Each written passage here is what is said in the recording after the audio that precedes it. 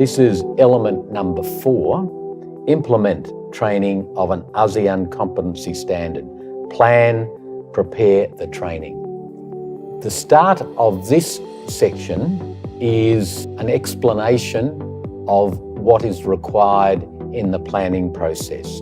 So there are a number of PowerPoint slides that we go through that look at documenting the training, plan the training programs. We give them samples. We have given some samples of previous ASEAN master trainers and the work that they have done. So we have now started to customise the first training examples, which were Australian-based ones. Now we've put in place some ASEAN master trainer examples. They look at development of a structure, a session plan, and the strategy map. Once we've gone through those documents they have to produce, we then go into an activity of actually planning the assessment.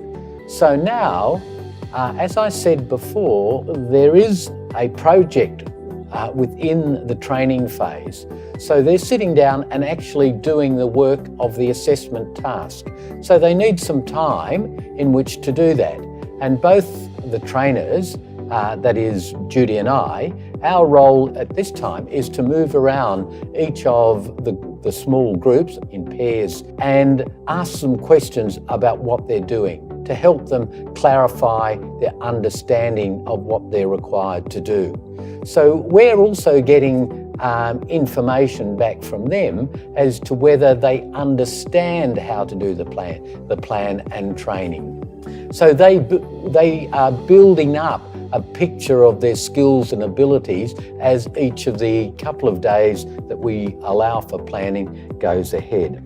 They also have the time to practice training program that they're going to operate, and they do some correction during that time. So each group will be given a time slot and they will now have to deliver that training.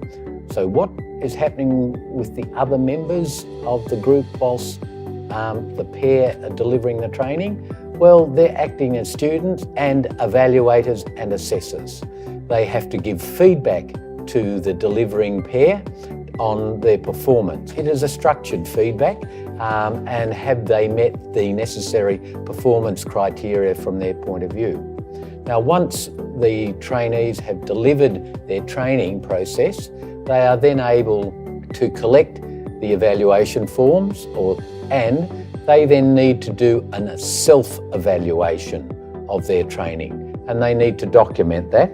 Once they've documented all of that, they put it into a Word file and then they present that with us. The important is what the trainee has to learn, they have to perform. So that's why in the skill training, without the assessment metrics, it's quite hard for the trainer to plan their training plan well, or even in the session plan. So it's a good guideline. But I will think that because time to time, competency skill or competency units, sometimes it could be changing due to the information update and also the trend. And this will be important that will allow these assessment metrics also time to time to review and refine the best way to assess the competency for the training.